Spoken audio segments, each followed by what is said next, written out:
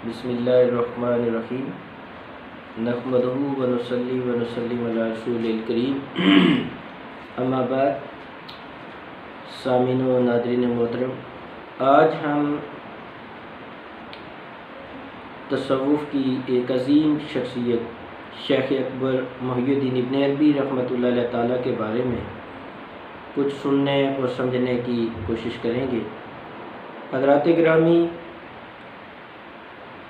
حضرت محی الدین ابن عربی رحمۃ اللہ علیہ تعالیٰ کا جو پورا نام ہے وہ ہے ابو عبداللہ محمد بن علی بن محمد بن احمد بن عربی الحاتمی الاندلسی الطائی المرسی۔ یہ ان کا پورا نام ہے۔ چونکہ پرانے زمانے میں ہمارے قرون اولیٰ میں جو طریقہ کار تھا، اس میں ایک تو باپ دادوں کے نام بھی بیچ میں لکھے جاتے تھے اور وطن کا نام بھی لکھا جاتا تھا۔ تو اس اعتبار سے حضرت محی الدین ابن عربی رحمۃ اللہ علیہ تعالیٰ کا ساتھ علاقائی تعارف بھی ہے اور ان کے والدین کا نام بھی اس میں شامل ہے۔ حضرت محی الدین ابن عربی رحمۃ اللہ علیہ تعالیٰ کا اصل نام جو ہے وہ محمد ہے، اور بن علی وہ علی کے بیٹے ہیں، بن محمد، محمد ان کے دادا ہیں، اور ان کے جو والد ہیں ان کا نام بن احمد ہے، اور ان کے جو ہیں وہ بن عربی ہیں، ان کے جو والد ہیں وہ بن عربی ہیں۔ یہ کم از کم 4-5 پشتوں کا تعارف ان کے صرف نام کے اندر موجود ہے۔ الحاتمی، حاتمی آپ کو اس لیے کہا جاتا ہے کہ آپ حاتم طائی کی اولاد میں سے، اور حاتم جو ہے وہ قانونی فیصلہ کرنے والے کو بھی کہا جاتا ہے، چونکہ حاتم طائی کا خاندان جو تھا وہ قاضی کے عہدے پر بھی تھا، اس لیے حاتمی کہا جاتا ہے۔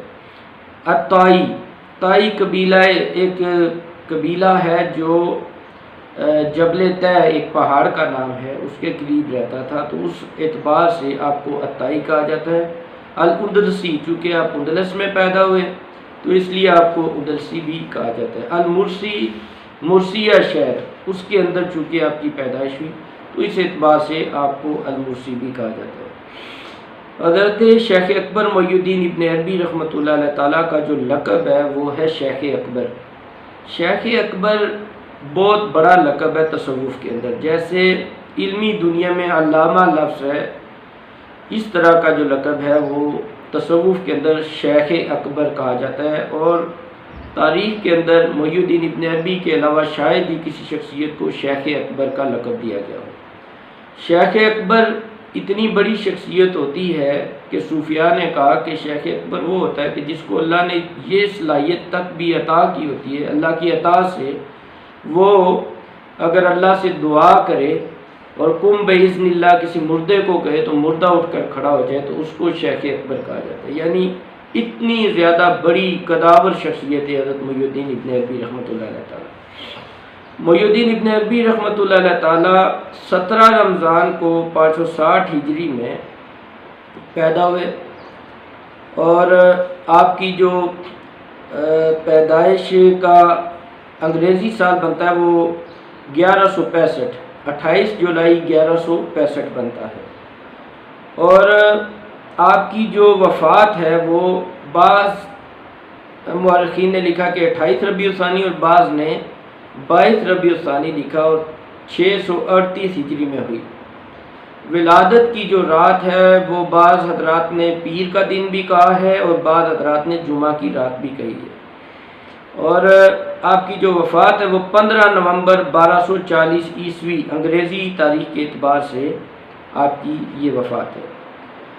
حضرت شیخ اکبر محی الدین ابن عربی رحمۃ اللہ علیہ تعالیٰ غوث پاک سے 90 سال چھوٹے ہیں، یعنی غوث پاک سے 90 سال چھوٹے ہونے کا مطلب یعنی آپ جو ہیں وہ آپ کی ملاقات غوث پاک سے نہیں ہوئی، بلکہ آپ کے والد کی جو ملاقات ہے وہ غوث پاک سے لازمی ہوئی۔ اس سلسلے میں ایک واقعہ بھی مناقب غوثیہ کے اندر موجود ہے اور مقامات غوثیہ کے اندر بھی، کہ آپ کے والد گرامی جو ہیں وہ حج کے لیے گئے، اور آپ کے والد آرمی میں تھے، اور بعض حضرات نے لکھا کہ وہ اندلس میں وزیر بھی رہے، تو ان کی اولاد نہیں تھی تو حج کے لیے تشریف لے کے گئے، اور حج سے واپسی پر آپ بغداد شریف میں حضرت شیخ عبد القادر جیلانی رضی اللہ تعالیٰ عنہ حضرت پیران پیر کے پاس رکے اور آپ سے عرض کی کہ حضور مہربانی فرمائیے کہ میرے ہاں اولاد نہیں ہے۔ تو حضرت سیدنا غوث الاعظم جیلانی رضی اللہ تعالیٰ عنہ نے ایک نظر ان کو دیکھا، اور حدیث پاک میں آتا ہے کہ اتقوا من فراست المومن فهو ينظر من نور اللہ، تو آپ نے فرمایا کہ تیری تو مقدر میں اولاد ہی نہیں ہے، نصیب میں اولاد ہی نہیں ہے، لیکن آپ میری پشت کے ساتھ پشت جوڑ میں اپنا بیٹا ایک تجھے عطا کرتا ہوں۔ اور آپ کے والد گرامی جو تھے ان کی پشت جو ہے حضرت غوث اعظم کی پشت کے ساتھ لگی، اور آپ نے دعا کرنا شروع کر۔ اور حدیث پاک میں آتا ہے کہ وَإِن سَأَلَنِي لَأُوتِيَنَّهُ، میرا دوست جب مجھ سے کوئی سوال کرتا ہے تو میں اسے عطا کرتا ہوں۔ تو پھر غوث پاک نے فرمایا کہ جا، تجھے اللہ پاک ایک عظیم بیٹا عطا فرمائے گا۔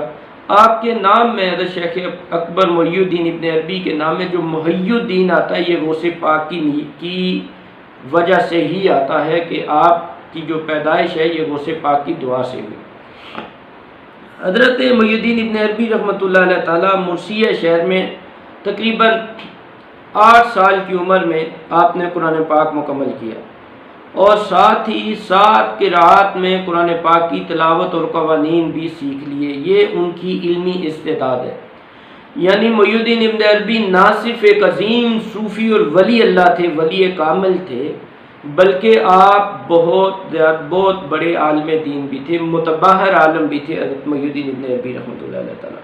اور قراءت میں آپ کے جو استاد لکھے گئے وہ ابو بکر محمد بن خلف تھے، یہ آپ کے استاد تھے۔ اور اس کے علاوہ بھی آپ نے شیخ ابو القاسم سے بھی سند حاصل کی علم قراءت کی، یعنی اتنی آپ کے پاس اللہ نے استعداد دی تھی۔ اس کے بعد آپ تقریباً 11 سال کی عمر میں آپ یہاں سے مرثیہ سے اشبیلیہ چلے گئے، جنگی حالات کی وجہ سے حالات تبدیل ہو گئے اور آپ وہاں پر چلے گئے، اور 11 سال کی عمر میں آپ نے علم حدیث حاصل کرنا شروع کیا۔ اس وقت کے دو بہت بڑے عالم شیخ الحدیث ابو الولید حضرمی اور حافظ عبدالحق اشبیلی سے آپ نے حدیث پاک کی سند لی۔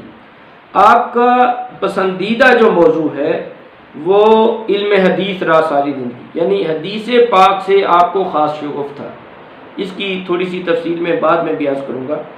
30 سال تک آپ اشبیلیہ میں ہی رہے، اشبیلیہ میں، اور یہاں پر آپ نے تمام علوم متداولہ، قراءت، تفسیر، حدیث، فقہ، صرف، نحو، طب، ریاضی، فلسفہ، نجوم و دیگر علوم جو ہیں ان پر مکمل آپ نے دسترس حاصل کی۔ یعنی اس زمانے کے جتنے بھی علم موجود تھے ان پر آپ کو کامل ترین دسترس حاصل تھی، اور آپ کے اساتذہ اور مشائخ کی جو تعداد ہے وہ 17 تک بتائی جاتی ہے، چونکہ طوالت کے خوف سے ذکر کرنا ذرا مناسب نہیں۔ علم الکلام اور فلسفہ جو آپ نے سیکھا وہ اپنے وقت کے بہت بڑے فلسفی ابن رشد سے۔ ابن رشد ہماری اسلامی تاریخ کا بہت بڑا فلسفی، اس سے آپ نے علم الکلام اور فلسفہ سیکھا۔ لیکن آپ چونکہ اس وقت آپ کی عمر 20 سال تھی، آپ کا احترام اتنا تھا کہ آپ جب ابن رشد کے پاس گئے تو وہ اٹھ کر کھڑا ہو گیا، اور بہت سی چیزیں اس نے، کشفی چیزیں جو اندر کے علوم ہیں وہ اس نے محی الدین ابن عربی رحمۃ اللہ علیہ تعالیٰ سے خود بھی سیکھے اور آپ کی رہنمائی بھی طلب کی۔ یعنی یہ ان کی بچپن کی حالت تھی۔ بہت زیادہ اللہ پاک نے آپ کو ذہن عطا فرمایا تھا، آپ کو بہت زیادہ اللہ رب العزت نے فہم و فراست عطا فرمائی تھی۔ آپ ابھی چھوٹے تھے تو آپ کی ملاقات ایک دفعہ صدر الدین کونوی رحمۃ اللہ علیہ تعالیٰ سے ہوئی۔ آپ جا رہے تھے تو دونوں بزرگوں کی نظریں ٹکرائی، تو آپ کو محسوس ہوا کیونکہ اللہ کا بندہ، آپ گھوڑے سے نیچے اتر آئے۔ صدر الدین کونوی سے ملاقات ہوئی تو انہوں نے ایک بات پوچھی، من این الی العین ومل حاصل فی البین۔ انہوں نے پوچھا کہاں سے آ رہے ہو، کہاں جا رہے ہو، اور اس میں تمہارا مقصد کیا ہے؟ مل حاصل فی البین، کیا چاہتے ہو تم، کیا کرنا چاہ رہے ہو؟ تو آپ نے عرض کی من العلم العین للتحصیل الطرفین، علم حاصل کر رہا ہوں تاکہ دونوں طرفوں کا مجھے علم حاصل ہو جائے، یعنی ظاہری علم بھی مجھے اللہ عطا فرما دے اور اندر کا علم بھی۔ علمناہ من لدنا علما، وہ بھی عطا ہو جائے۔ تو شیخ آپ سے بہت زیادہ اس بات پر خوش ہوئے۔ حضرت شیخ محی الدین ابن عربی رحمۃ اللہ تعالیٰ کو جہاں پر حضرت غوث اعظم کا فیضان ہے اور بچپن میں آپ کی بہت سی اعلیٰ شخصیات، روحانی شخصیات کے ساتھ ملاقاتیں ثابت ہیں، وہیں پر آپ کو آپ کے اپنے بقول ایک سید زادی جو تھی اس وقت جو آپ قرطبہ میں گئے تو ان کو فاطمہ آف قرطبہ کہا جاتا تھا۔ 90 سال کی عمر تھی ان کی۔ بے پناہ اللہ پاک نے اس سید زادی کو روحانیت اور ولایت میں اعلیٰ مقام عطا فرمایا تھا۔ وہ اتنی باعمل خاتون تھی کہ 24 سال انہوں نے اپنے خاوند کی خدمت کی، اور خاوند معذور تھے لیکن اس قدر خدمت کی کہ آپ کے جو خاوند تھے وہ آپ پر اتنے خوش ہوئے کہ ساری زندگی دعائیں دیتے رہے، اور اللہ رب العزت نے اس خدمت کے عوض انہیں بہت بڑا انعام عطا فرمایا اور ولایت عظمیٰ عطا فرمائی۔ تو دوستان ذوالفقار، حضرت فاطمہ آف قرطبہ جو ہیں ان کی خدمت بھی محی الدین ابن عربی نے کی۔ آپ انہیں ماں جی کہا کرتے تھے۔ قرطبہ کی دعائیں بھی آپ کو بچپن میں لگی، اور آپ فرماتے ہیں کہ وہ با کرامت ولیہ تھی، اللہ کی بہت ہی با کرامت ولیہ تھی۔ اب جو بچپن میں حضرت محی الدین ابن عربی رحمۃ اللہ تعالیٰ کو چند ایک مشائخ سے ملنے کا جو آپ کو موقع ملا بچپن میں ہی، ان کے حوالے سے میں ایک دو بزرگوں کی کوشش کروں گا کہ آپ کے سامنے پیش کر دیجیے تاکہ آپ کو پتہ چلے کہ محی الدین ابن عربی کو کہاں کہاں سے فیضان نصیب ہوا۔ اشبیلیہ میں ایک ولی ابو جعفر سے ملاقات ہوئی۔ ان کے جو واقعات بیان کرتے ہیں اس سے ہمیں یہ بھی پتہ چل جائے گا کہ آج کل کا جو فقر ہے یا جو تصوف ہے اس میں اور قرون اولیٰ کے تصوف میں کتنا بڑا فرق ہے۔ فرماتے ہیں کہ ایک ولی ابو جعفر سے ملاقات ہوئی، ہر وقت باوضو رہتے، منہ قبلے کی طرف کر رکھتے، ہر وقت روضے میں رہتے، قرآن خوانی اور مراقبے میں رہتے۔ تو فرماتے ہیں جب میری ان سے ملاقات ہوئی تو میرے دل کو جان لیا اور کہنے لگے کہ اس رستے پر چلنا چاہتے ہو؟ تو میں نے عرض کی چلنا چاہتا ہوں۔ تو ارشاد فرمایا کہ اللہ تجھے استقامت عطا فرمائے، اللہ سے ناطہ جوڑ لے، دنیا سے ناطہ توڑ دے، اللہ تجھ سے بے حجاب گفتگو کیا کرے گا۔ یعنی یہ اس وقت آپ کو انہوں نے ارشاد فرمایا، اور ان کی جو تقوی کی حالت تھی، محی الدین ابن عربی رحمۃ اللہ علیہ ارشاد فرماتے ہیں کہ وہ 40 سال ایک جگہ ہی رہے، نہ کبھی چولہا جلایا اور نہ کبھی چراغ جلایا۔ 5 نمازیں آپ اشبیلیہ کی جامع مسجد میں ادا فرماتے اور گریہداری سے نماز پڑھتے۔ یہ ولی کی پہچان ہوتی ہے، اور ولی کی یہی پہچانیں جو آج ختم ہوگی، اور آج ہماری خانقاہیں برباد ہوگی اس وجہ سے کہ اصل لوگ جو ہیں وہ وہاں پر موجود نہیں، جو زہد و تقویٰ سے عبارت تھے۔ اور آج کل کے جو موجودہ پیر فقیری ہے اس نے کتنا نقصان دیا محی الدین ابن عربی کی باتوں سے پتہ چل سکتا ہے۔ تو فرماتے ہیں کہ وہ مستجاب الدعوات تھے، یعنی ان کی ہر دعا اللہ قبول فرماتا تھا، لیکن اتنا جلال ہوتا تھا ان کے چہرے پر کہ کسی کو جرأت نہ ہوتی تھی کہ وہ ان کے ساتھ جا کر گفتگو کرے۔ تو طریقہ کیا ہوتا تھا ان سے دعا کرانے کا؟ جب نماز میں کھڑے ہوتے تو ایک بندہ ان کے ساتھ کھڑا ہو جاتا، نماز ختم ہوتی تو وہ بندہ اونچی آواز میں دعا کرتا، چونکہ ان کی عادت تھی کہ کوئی دعا کرے پیچھے آمین کہتے۔ تو محی الدین ابن عربی رحمۃ اللہ تعالیٰ ارشاد فرماتے ہیں کہ ابو جعفر جو تھے اتنے ماشاءاللہ اللہ نے ان کو قبولیت عطا فرمائی تھی کہ جب دعا کی جاتی اور دعا کے بعد جب وہ آمین کہتے تو جو بھی دعا کی جاتی اللہ اسے قبول فرما لیتا، اور لوگ دیکھتے کہ ان کی دعائیں جو ہیں وہ قبول ہو گئی۔ یہ شیخ محی الدین ابن عربی رحمۃ اللہ تعالیٰ نے ایک بزرگ، اور اس کے علاوہ کافی بزرگوں کے ساتھ ان کی ملاقاتیں ہوئیں۔ دوسری جو ان کی ملاقات ہے وہ فرماتے ہیں حضرت صالح ادوی رحمۃ اللہ تعالیٰ، ان سے میری یہ اوائل دور کی ملاقاتیں، فرماتے ہیں ان سے جو میری ملاقات ہوئی تو ان کی شخصیت کیسی تھی؟ فرماتے ہیں کم گو، اور یاد رکھیں ولی کم گو ہوتا ہے۔ اقبال کہتا ہے قلندر جزو 2 حرف لا الہ کے کچھ نہیں رکھتا، فقیہ شعر کا روح ہے لغت ہائے حجازی کا۔ بہت کم گو تھے، تلاوت قرآن پاک کا اثر سے کرتے، رات کو سرد راتوں میں عبادت ان کا مشغلہ تھا۔ ہم تو سرد راتوں میں بستر سے نہیں اٹھتے، فرماتے ہیں کہ سرد راتوں میں بھی جب وہ عبادت کرتے تو ان کا پسینہ نکل رہا ہوتا، ان کا پسینہ نکل رہا ہوتا، یہ ان کی صورتحال تھی۔ تو فرمایا کہ مجھ پر انہوں نے خاصی توجہ دی اور میرے بارے میں جو کچھ انہوں نے ارشاد فرمایا وہ مستقبل میں اسی طرح میرے ساتھ پیش آیا۔ یہ اللہ پاک نے ان کو مقام عطا فرمایا تھا۔ اس کے علاوہ آپ کی ملاقات شیخ ابو احمد السلاوی رحمۃ اللہ علیہ تعالیٰ، یہ آپ کے پیر و مرشد شیخ ابو مدین مغربی رحمۃ اللہ علیہ تعالیٰ کے مرید تھے۔ فرماتے ہیں کہ میں نے اشبیلیہ کی ایک مسجد میں 1 ماہ ان کے پاس گزارا۔ ان کا معمول عجیب دیکھا، رات کو دیکھا کہ سو رہے ہیں لیکن نور کا ستون آسمان کی طرف اٹھ رہا ہے۔ فرماتے ہیں کہ میں حیران ہوا، میں دیکھ رہا تھا کہ یہ نور آسمان کی طرف سے نیچے آ رہا ہے یا نیچے سے اوپر جا رہا ہے، تو میں نے دیکھا کہ وہ جو ستون تھا وہ ان کے بستر سے نمودار ہو کر آسمانوں کی طرف سفر کر رہا ہے۔ تو فرمایا ابن عربی کہتے ہیں کہ وہ جب نماز پڑھتے تھے تو بے پناہ روتے تھے، ان کے بے پناہ آنسو گرا کرتے تھے، لیکن کمال ان کے آنسوں کے اندر یہ تھا، محی الدین ابن عربی فرماتے کہ ان کے آنسوں سے خوشبو کے حلے پھوٹتے تھے، اور بعد کا جب مجھے موقع ملتا میں ان کے 2-3 آنسو لے کے اپنے جسم پر مل لیتا، میرے جسم سے خوشبو کے حلے پھوٹنا شروع ہو جائے۔ یہ ایسے بزرگوں کے ساتھ ان کا بچپن گزرا، اسی لیے اولیاء کرام کی صحبت ضروری ہے، ایسے ولیوں کی صحبت ضروری ہے جو انسان کی کیفیات کو تبدیل کر دیں، انسان کے حال کو تبدیل کر دیں۔ ان کے ساتھ ملاقاتیں ہوئیں اور انہوں نے تربیت، اس کے علاوہ کافی اور بزرگ ہیں جن کو طوالت کی وجہ سے میں ذکر نہیں کر رہا، بہت سے بزرگوں کے زیر تربیت خود شوق کے ساتھ جا کر ایسے اولیاء کی خدمت میں حضرت محی الدین ابن عربی رحمۃ اللہ علیہ تعالیٰ بیٹھا کرتے تھے، جس کا آج رواج نہیں رہا۔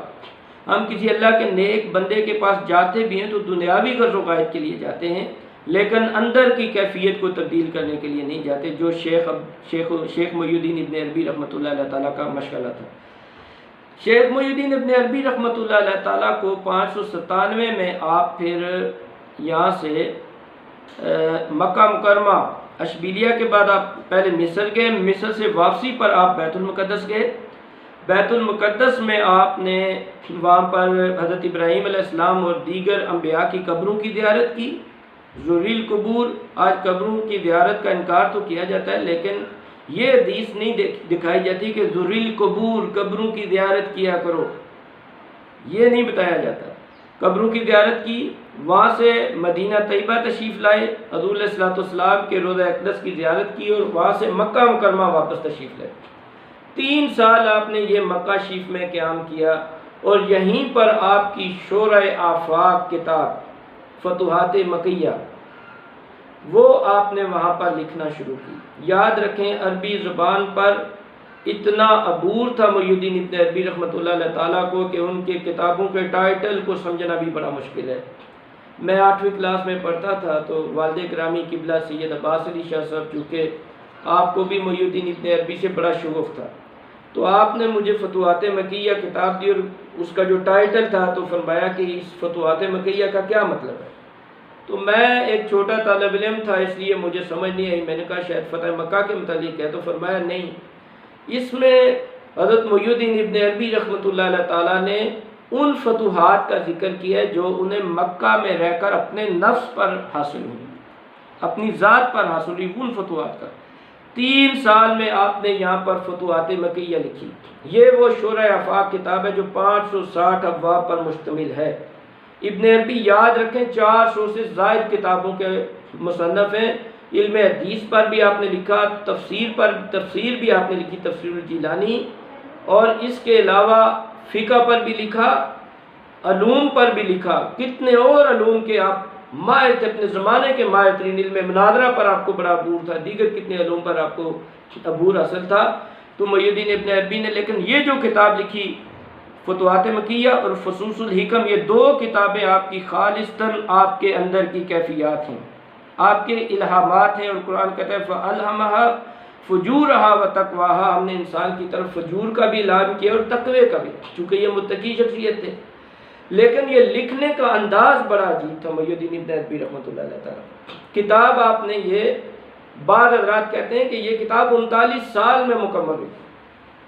لکھنے کا انداز کیا تھا، جو ابتدائیہ تھا آپ کا کس طرح ہوا، آپ خانہ کعبہ کا طواف کرتے، دوران طواف ابھی 1 چکر مکمل نہ کرتے بیٹھ جاتے اور کتاب لکھتے، لکھ کر پھر 1 چکر مکمل کرتے، پھر دوبارہ چکر شروع کرتے، پھر بیٹھ جاتے، پھر کچھ لکھتے، یعنی دوران طواف جو جو کیفیات ان پر وارد ہوتی آپ ان کیفیات کو رقم کرتے جاتے۔ یہ آپ کی وہ شرح آفاق کتاب ہے فتوحات مکیہ جو آپ نے حرم پاک کے اندر لکھی، حرم پاک کے اندر لکھنا شروع کیا فتوحات مکیہ کو۔ اور ایک شرح آفاق اور عجیب کلام ہے کہ جس کے بارے میں بندہ سوچ سمجھ کر حیران رہ جاتا ہے کہ یہ تو گفتگو ہی ساری کوئی اللہ کی طرف سے وارد شدہ گفتگو ہے۔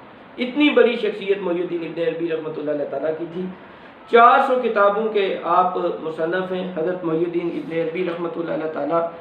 اور جہاں تک تعلق ہے آپ کا بادشاہوں کے ساتھ، تو پہلا جو بادشاہ سلطان علاء الدین کیقوباد، بہت اچھے تعلقات تھے اس کے محی الدین ابن عربی رحمۃ اللہ علیہ تعالیٰ کے ساتھ، اور آپ کی دعا سے ہی اسے خلافت عطا ہوئی تھی، لیکن جب بعد میں اس کی اولاد بگڑی تو آپ نے فرمایا بس یہاں تک کافی ہے۔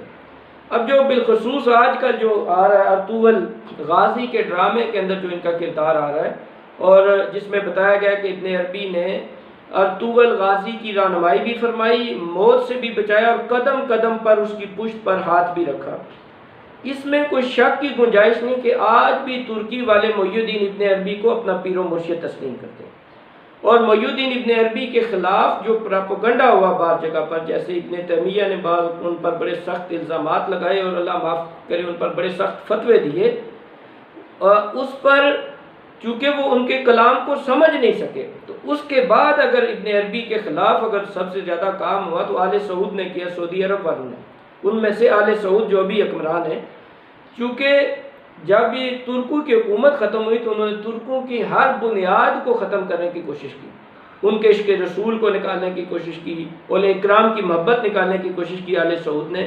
تو اس پروپیگنڈے میں ایک محی الدین ابن عربی کو بھی شامل کیا گیا کہ اس شخصیت کو داغدار کرنے کی اور مسخ کرنے کی، اور ان کے نظریے وحدت الوجود کو نہ سمجھنا اور نہ سمجھنے دینے کی کوشش کرنا، یہ ان کے ایجنڈے میں چونکہ شامل آ چکے۔ ان کے پشت پر جو ہے وہ آل سعود کی پشت پر یہود و نصارہ تھے، تو انہوں نے ہر وہ چیز جو ترکی والوں نے اچھا کام کیا، اسلام کے لیے جو خدمت کی، اس کو نکالنے کی کوشش کی۔ اس لیے محی الدین ابن عربی کے خلاف بھی بہت سی باتیں ایسی لکھی گئی اور کہی گئی اور پراپیگنڈا کیے گئے، لیکن محی الدین ابن عربی ایک باعمل عالم اور شیخ اکبر کے مقام پر متعین صاحب کرامت ولی اللہ گزرے، ان کے نظریے وحدت الوجود کو بعض لوگ سمجھ نہیں سکے کیونکہ کلام بہت اونچا تھا، اتنا اعلیٰ اور عارفانہ کلام تھا جس کو لوگ نہ سمجھنے کی وجہ سے بعض اوقات انہوں نے ان پر فتوے بھی لگائے۔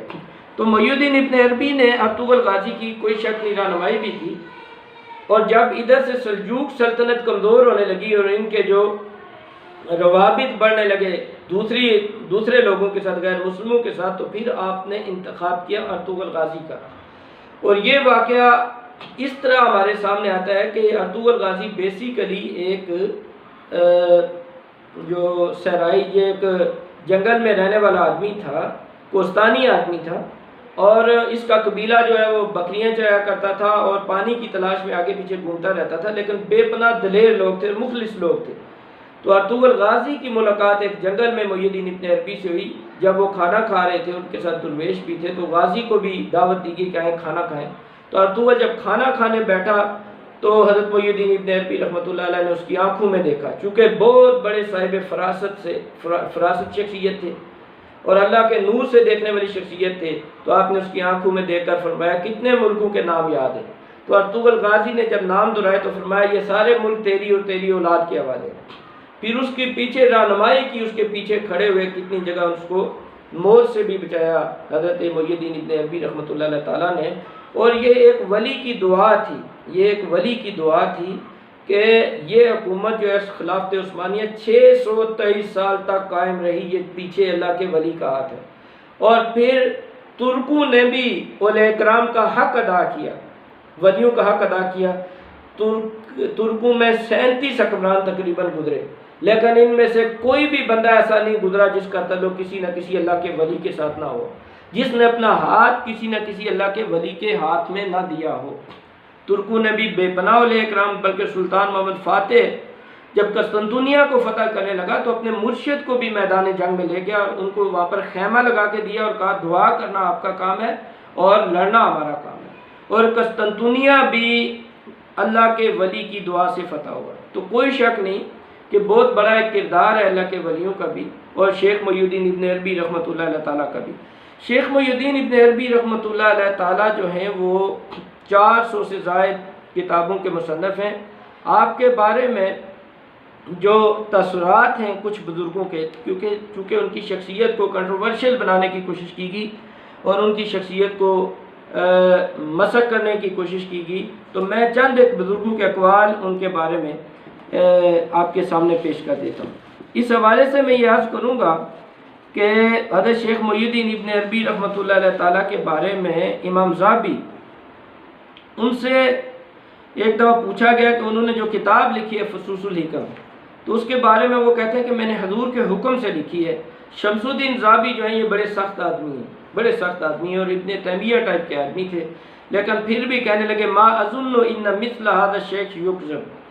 انہوں نے کہا میں نہیں سوچ سکتا کہ اتنا بڑا اللہ کا ولی جو ہے وہ جھوٹ بول سکتا ہے، اگر انہوں نے لکھی ہے تو وہ نبی کریم علیہ الصلوۃ والسلام کے حکم سے ہی لکھی گئی ہو۔ امام جلال الدین سیوطی رحمۃ اللہ علیہ تعالیٰ نے فرمایا بِأَنَّهُ مُرَبِّيَ الْعَارِفِينَ كَمَا أَنَّ الْجُنَيْدَ مُرَبِّينَ الْمُرِيدِينَ۔ فرمایا جس طرح جنید جو تھے وہ مریدوں کی تربیت کرتے تھے، اسی طرح ابن عربی رحمۃ اللہ علیہ تعالیٰ ولیوں کی تربیت کیا کرتے تھے۔ اور امام سیوطی نے ان کے دفاع میں کتاب بھی لکھی۔ ابن حجر مکی رحمۃ اللہ علیہ تعالیٰ نے فتاوی حدیثیہ میں ان کو اولیاء اللہ العارفین من العلماء العالمین کا لقب دیا ہے، یعنی اللہ کے ولی بھی تھے اور بڑے علماء میں سے بھی تھے۔ مولانا روم آپ کے شاگرد رہے، جس کے بارے میں مولانا روم کے بارے میں اقبال کی اتنی عقیدت ہے کہ انہیں پیر رومی کہتا ہے، اور کہتا ہے نہ اٹھا پھر کوئی رومی عجم کے لالہ داروں سے، وہی آب و گلے ایران وہی تبریز ہے ساکی۔ وہ بھی آپ کے شاگردوں میں سے، انہوں نے پڑھا بھی اور آپ کی جدائی میں انہوں نے کتنے اشعار بھی کہے۔ ابن کثیر یہ ابن تیمیہ کے شاگردوں میں سے اور ان کے پیروکاروں میں سے آتے ہیں۔ البدایہ والنہایہ کے اندر وہ فرماتے ہیں شیخ الجلیل، اور فرمایا بہت بڑے شیخ ہیں، علوم شریعہ میں راسخ، تمام علوم میں متقدم ہیں، اور فرمایا میرا مذہب ان کے معاملے میں خاموشی ہے، میں ان کے بارے میں زبان نہیں کھول سکتا۔ وہ ان کے استاد نے زبان کھولی، لیکن شاگرد یہ کہہ رہے ہیں کہ میں ان کے بارے میں زبان نہیں کھول سکتا، کیونکہ وہ بہت بڑے اللہ کے ولی بھی تھے، دینی اور دنیاوی دونوں علوم پر وہ بہت زیادہ دسترس بھی رکھتے تھے۔ حضرت بابا غلام فرید رحمۃ اللہ علیہ تعالیٰ ان کے بارے میں فرماتے ہیں عارف ابن عربی ساڈا ہے استاد، آپ ان کو اپنا استاد تسلیم کرتے ہیں۔ بالخصوص ابن عربی رحمۃ اللہ علیہ تعالیٰ پر آج کی شخصیت میں اعلیٰ حضرت مجد ملت اعلیٰ حضرت پیر سید میر علی شاہ صاحب گیلانی گولڈوی رحمۃ اللہ علیہ تعالیٰ نے بڑا کام کیا۔ آپ باقاعدہ وحدت الوجود پر بھی دست دیا کرتے تھے، فصوص الحکم پر بھی آپ دست دیا کرتے تھے۔ گو تھوڑا سا علمی اور لفظی اختلاف امام ربانی حضرت مجدد الافسانی رحمۃ اللہ علیہ تعالیٰ نے محی الدین ابن عربی سے کیا، لیکن ان کے مقام کے بارے میں آپ ارشاد فرماتے ہیں کہ حجت الاولین و برہان المتاخرین۔ آپ ان کے بارے میں اس طرح کے ارشاد فرماتے ہیں۔ امام تقی الدین سبکی نے انہیں آیت من آیات اللہ لکھا، اور شیخ نجم الدین انہیں قطب الاوتار کہا کرتے تھے۔ آپ کی جو ریلت ہے یہ آسمان ولایت کا آفتاب اور آسمان علم کا آفتاب۔ آپ جمعہ کے دن حالت سجدہ میں جمعہ کی نماز میں فوت ہوئے۔ حالت سجدہ میں جمعہ کی نماز میں آپ فوت ہوئے، اور البدایہ والنہایہ کے اندر ابن کثیر نے بھی اس کو روایت کیا کہ جمعہ کے دن ان کا جنازہ ہوا، اور جنازہ اتنا بڑا تھا کہ 11 دفعہ آپ کا جنازہ ادا کیا گیا، یعنی اتنی مخلوق تھی کہ ایک دفعہ جنازے کا ادا کرنا مشکل تھا، 11 دفعہ آپ کا جنازہ ادا کیا گیا۔ چونکہ آپ کے مخالفین بہت زیادہ تھے، آپ نے اپنی زندگی میں لوہے مزار بنوائی، مزار پر لگنے والی تختی خود بنوائی، اس پر ایک آیت لکھی ادعو الی سبیل ربی کا، یہ پوری آیت لکھی، اور لکھا کہ یہ جو مزار ہے یہ فقیر ابو عبداللہ محمد بن احمد، پورا اپنا جو نام ہے نامی ہے، محمد بن علی بن محمد بن احمد بن عربی ان کا ہے، ان کا مزار مبارک ہے اور اپنی تاریخ وفات بھی اس پر لکھوائی۔ جب فوت ہوئے تو آپ کی قبر انور پر تختی لگا دی گئی۔ آپ کا فوت ہونے سے پہلے ارشاد تھا کہ میری قبر جو ہے وہ 200 سال بعد ظاہر ہوگی، اور جب سین شین میں داخل ہو جائے گا تو اس وقت میری قبر ظاہر ہوگی۔ یہ بڑی ایک عجیب کلام تھی، چونکہ ابن عربی کے کلام کا ایک اپنا طریقہ کار ہے۔ تو آپ نے فرمایا جب سین شین میں داخل ہو جائے گا تو اس وقت میری قبر ظاہر ہوگی۔ بعد میں آپ کے مخالفین نے آپ کی قبر انور کو ختم کر دیا، مٹی ڈال دی گئی، نشان تک ختم کر دیے گئے۔ لیکن 200 سال بعد سلطان سلیم اول جو خلافت عثمانیہ کا بادشاہ تھا، اس نے شام کو فتح کیا، تو وہ وہاں پر اپنی ایک یادگار تعمیر کرنے لگا۔ مٹی کھودی گئی تو نیچے سے لوہے مدار نکل آئی، اور اس پر محی الدین ابن عربی رحمۃ اللہ علیہ تعالیٰ کی وہ پوری تحریر اور قبر پوری کی پوری موجود تھی۔ اس نے وہاں پر مدرسہ بھی بنایا، اور وہاں پر اس نے گنبد بھی تعمیر کرایا، اور وہاں پر علم و عمل کی ایک نئی دنیا شروع کرائی۔ تو جو ان کا ارشاد تھا کہ جب سین شین میں داخل ہوگا، یعنی سلطان سلیم جو ہے وہ سین سے اس کا نام پڑتا ہے، تو شین سے مراد شام ہے، یعنی جب سلطان سلیم شام میں داخل ہوگا تو میری قبر دوبارہ ظاہر ہوگی۔ ان کی پیشن گوئی اسی طرح مکمل ہوئی۔ ان کی اور کئی پیشن گوئی ہیں حضرت خواجہ محی الدین، حضرت شیخ اکبر محی الدین ابن عربی رحمۃ اللہ علیہ تعالیٰ کی، کہ جو مختلف زمانوں میں پوری آتی چلی گئی ہیں۔